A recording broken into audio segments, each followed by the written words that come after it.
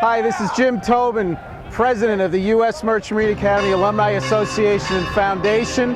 I'm from the class of 1977, and behind me right now is the bell ringing ceremony for the class of 2013. These midshipmen just found out that their 4-year career here at the Academy is now over, as they found out they passed their licenses.